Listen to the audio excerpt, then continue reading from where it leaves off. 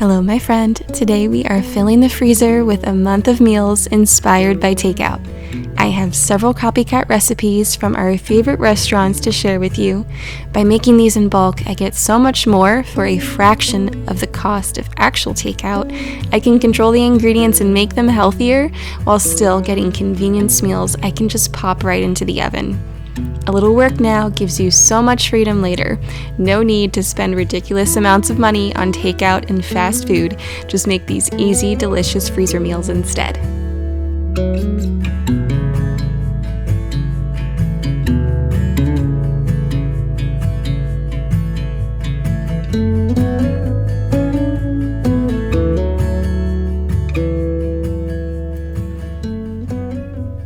I need to make some dough for our first recipe.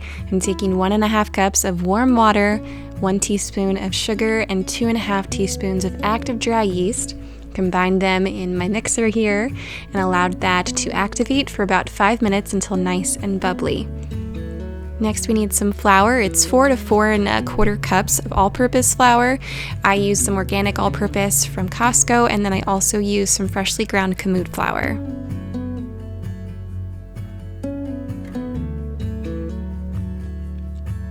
Finish the dough off with 1/3 cup of olive oil and 1 teaspoon of salt.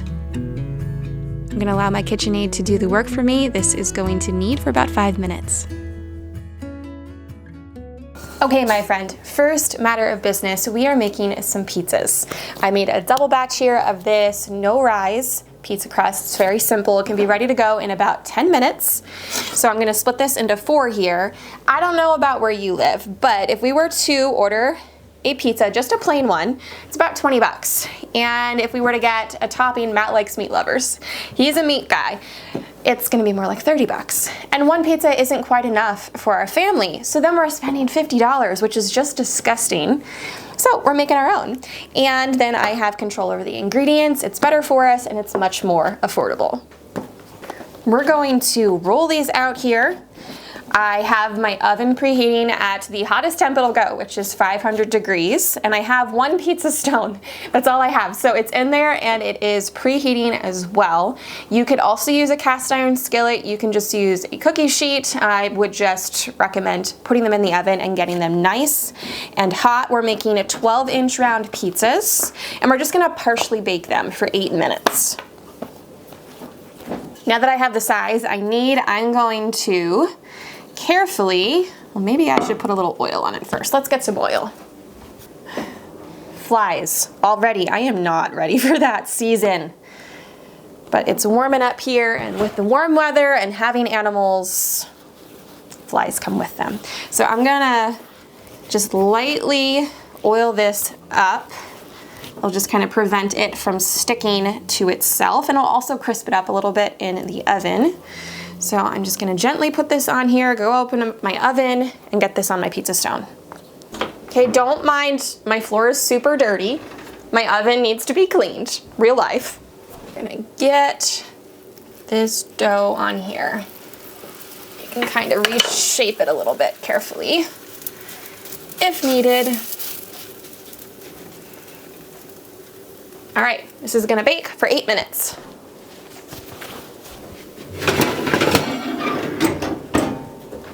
Change of plans, 8 minutes at 500 degrees is entirely way too long. 4 to 5 minutes will be sufficient. We just want it partially baked. Look at that glorious thing. Isn't that amazing? It looks and smells so good. There's the bottom. So 1 down, bunch more to go.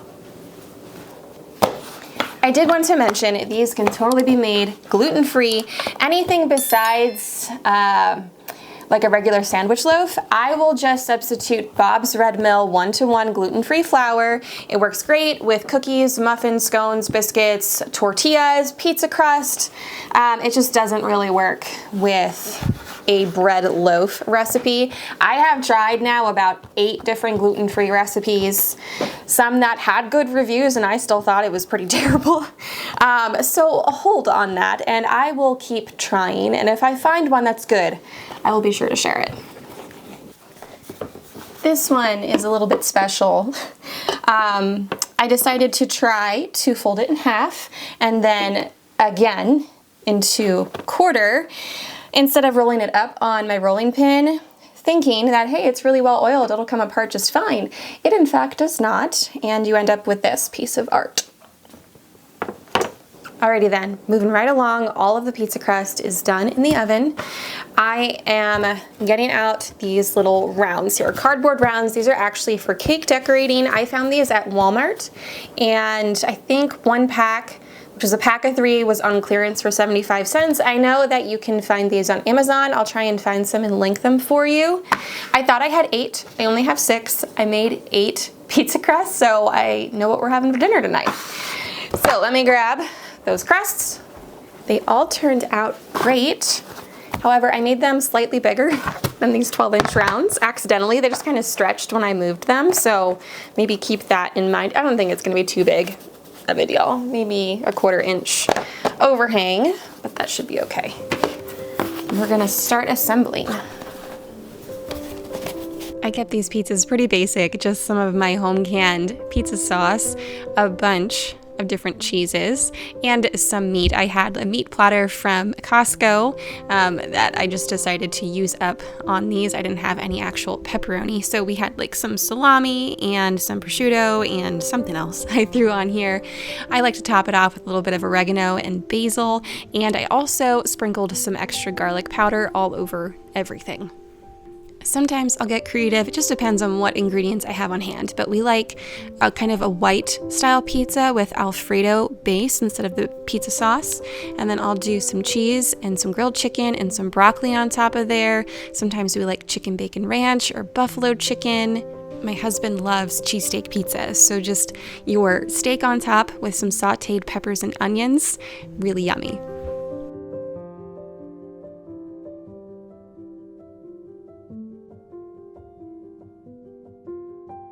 Pizzas are all ready to get wrapped up for the freezer. I'm just using saran wrap. I'll make sure to do it very tightly and securely, probably a quadruple wrap. And I will store these in the freezer. I would like to use them within 2 months. They're okay a bit beyond that. They'll be edible for a while, but the flavor and the nutrition is just gonna start to degrade over time. They might start to take on other flavors, off flavors, or other things that are in the freezer. So I always recommend eating within 2 months, maybe 3. But I think it took me right about an hour to make 8 pizza crusts, assemble the pizzas, and package them up. So when I want to bake one of these, I will bake it from frozen, obviously removing all of the plastic wrap, taking it off of this cake ground, putting it on a pizza stone, a cookie sheet, or directly onto the oven rack. I'm gonna bake it at 400 degrees for about 15 to 20 minutes. Just keep an eye on it. Okay, forgive my sniffing and my red eyes. I have been crying. All I did was cut up some scallions, some green onions. I'm very sensitive to all onions. So this is for our next recipe. We're doing Chinese inspired takeout. Matt and I recently got some Chinese. That's not something we do really ever, but he had a hankering for it, and I ended up getting just some rice. And he got pork fried rice and General Tso's, and it was like maybe this big of a platter. $35. We were like totally shocked when he went to pick that up, and that's what it was. So besides the fact that it's very expensive, it's also not good for you at all. So we're gonna make some better stuff here at home. We're working on some pork dumplings right now. This is one of our favorite recipes. It's very simple to go throw together. Doesn't require a lot of ingredients. It is, however, a bit more time consuming because of just the assembly and the frying up of everything. But in my opinion, it's totally worth it. And when you do a big batch like this in bulk, I mean, you get 3 to 4 meals out of it. And I just throw on a movie or a podcast or something while I'm working. So I've got 2 pounds here of organic plain ground pork, and I have 8 scallions or green onions cut up. This is mainly the whites and the light green portion. I have the tops over here. We'll use them a bit later. I have 4 teaspoons of minced garlic and about 2 tablespoons of minced ginger. We're gonna do a teaspoon of salt and about a 1/4 teaspoon of black pepper. And then you'll need either coconut aminos or some soy sauce. We prefer this, so we're gonna do 4 tablespoons.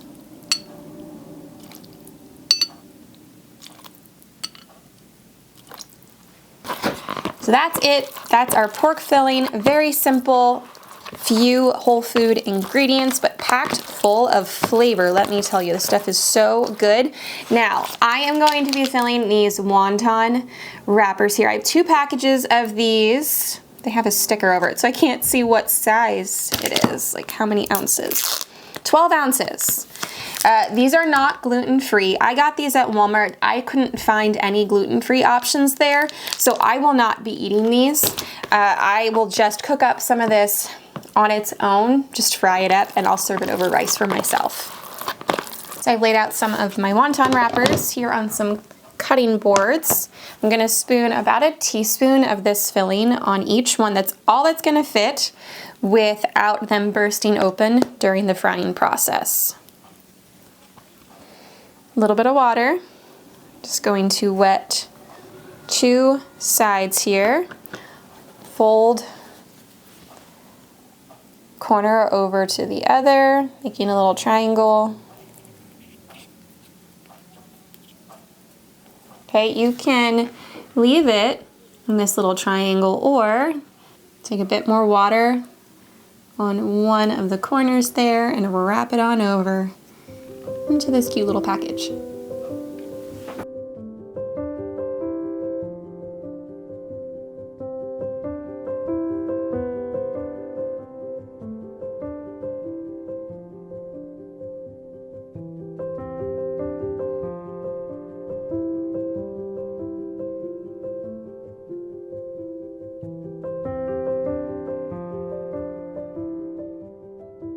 Okay, 100 pork wontons made, and it took me about 42 minutes. That was with 2 interruptions from my children. Like I said, it's a bit of a time investment, but if you're already planning on sitting down to watch some YouTube videos or watch a movie or something, this is something that's very easy to do while you watch. I have 2 skillets going here with just a little bit of olive oil on the bottoms. I have them over medium heat. We're gonna fry up our wontons for about a minute per side, and then we're going to steam them.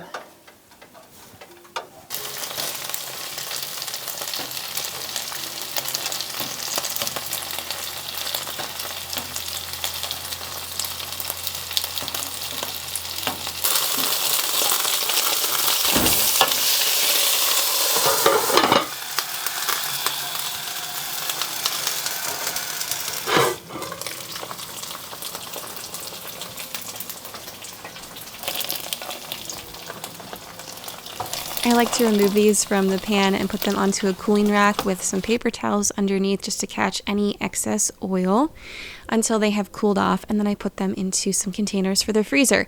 When freezing anything, you want to make sure it is completely cooled off so there's no condensation happening that's going to totally ruin your food. I am freezing these in oven-safe containers so I can just pop them back into the oven to reheat them.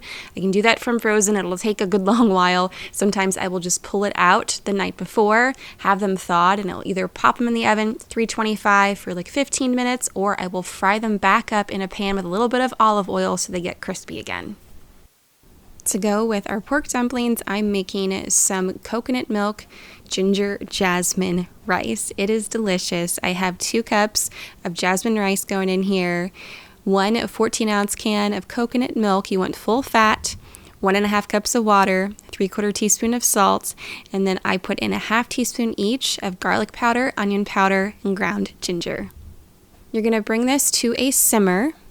Cover and allow it to simmer for about 6 to 8 minutes. You're going to take the lid off and you're going to just stir it once or twice to make sure everything is getting evenly coated. And then you're going to put the lid back on, remove it from the heat, and allow it to sit undisturbed for 10 more minutes.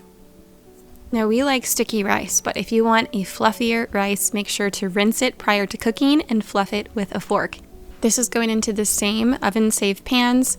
I will probably let this thaw overnight before putting it in the oven, and then I'll put a splash of water into it, make sure it's covered, and stick it into the oven at 325 for about 10 to 15 minutes. That splash of water just helps kind of rehydrate the rice so it doesn't end up dried out. You can put it in from frozen. You're just going to have to increase that baking time.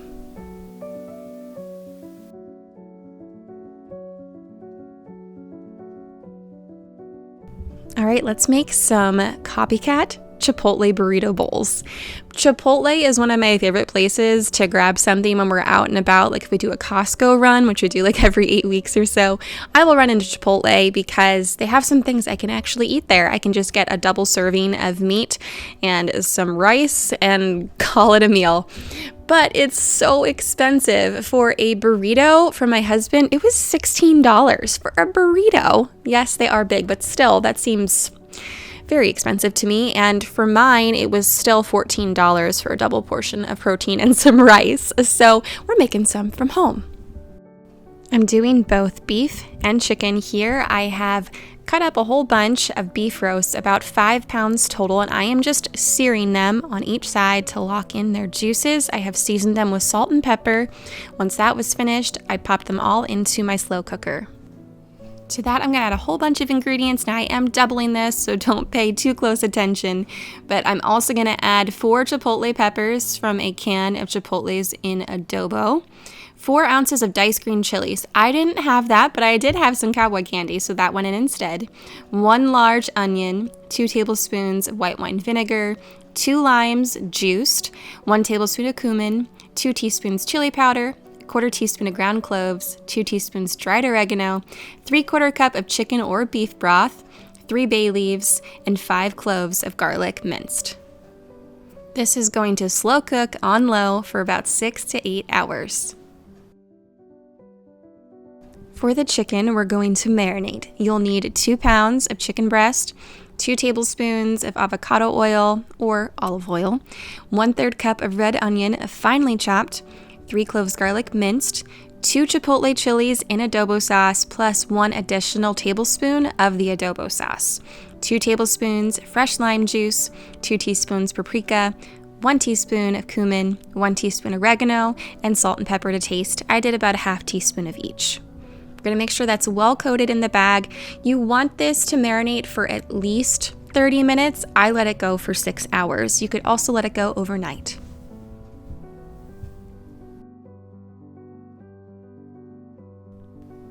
To go with our meat, we're gonna make some of the chipotle black beans. I have 1/2 of my red onion here, but you could use any onion that you have. We're gonna need 3 cloves of garlic minced, 29 ounces of canned black beans. I used organic. You want them drained and rinsed well. 2 cups water, 1 bay leaf, 1 teaspoon salt, 1 teaspoon chili powder, 1 teaspoon cumin, 1/2 teaspoon dried oregano, 1/2 teaspoon black pepper, 2 tablespoons each of lemon and lime juice. I'm gonna stir that together, bring that to a simmer, and then allow it to simmer covered for 15 minutes.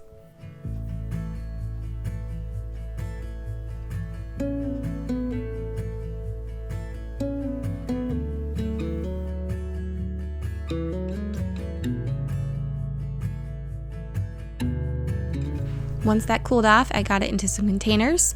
To go with that, I made a big batch of rice, some more jasmine rice. I added 1/4 cup of fresh cilantro there at the end.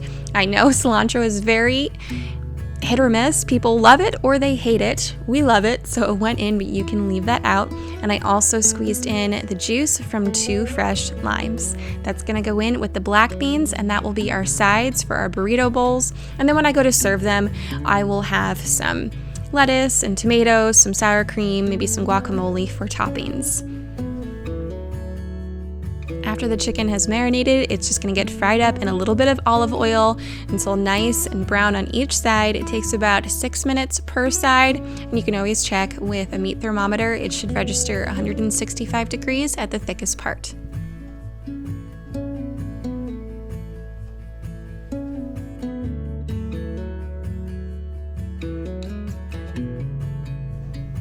Once the beef is all finished, I'm going to remove it from my slow cooker and use 2 forks to pull it apart. It's super tender. This stuff is so flavorful. We all thoroughly enjoy whenever I make this meal. I'm just going to put it into some more oven-safe containers. Again, this will freeze for 2 to 3 months. I personally like to have everything thawed before I put it in the oven. That does require some planning, and sometimes I don't remember to do that and I need things in a pinch. Then I will just pull it out from frozen and it goes into the oven. It just takes longer. Just remember, we're just heating it up. We don't need to cook anything. So don't put it in there for a huge length of time. You'll end up with really dried out meat. Usually from frozen, it'll probably take at least an hour, but I wouldn't put it up past 325 degrees. That's usually my reheat temp. If it is going in thawed, really only takes about 15 minutes or so at 325. All right, my friend, we've made a month of copycat takeout freezer meals.